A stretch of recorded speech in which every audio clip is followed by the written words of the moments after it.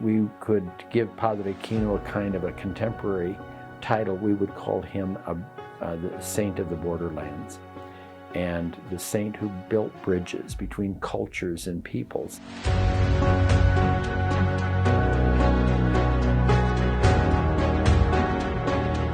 Father Kino was the first missionary ever to come to the community of Tumacacori. He was invited here by the people of this community, which he recorded as Tumacacori, and the community of Wak, which is now San Javier del Bac. People came down and found him and asked him to come to their communities in January of 1691.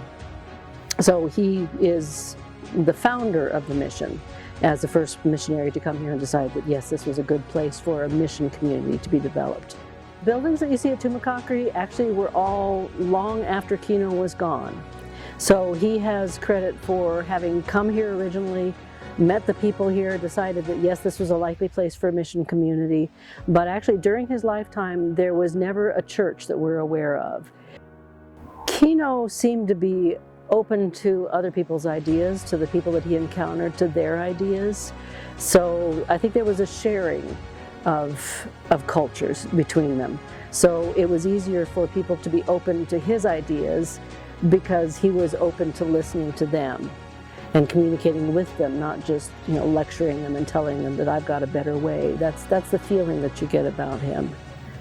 He is of course, the famous black robe on horseback, as he was termed by the great historian Herbert Eugene Bolton, and the entrada into our area, into what was then northwestern New Spain, as he came to this area in 1687 and began his ministry of 25 years, almost to the day. He established 24 missions in this area, but he made a number of important exploratory journeys, entradas, and it touched a lot of different Native American tribes by his presence and by his openness to them and his genuine respect for them and their culture and their wisdom. And he, in the 24 years that he labored until his death in 1711, he was able to establish these communities evangelize the area, establish these communities of interaction and interface, and did it in a very peaceful way. One of the things that he did that's most important is kind of the introduction of European agricultural techniques and livestock and crops into this area.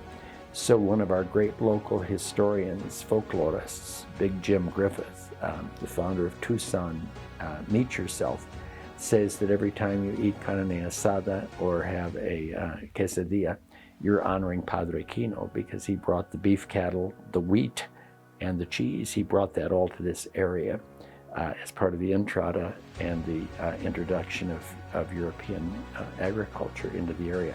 But he also received what the native peoples had and their own food traditions and their own use of the desert plants. Here he loved they shared. So we like to speak about Padre's extending the table, that he knew how to extend the table for all.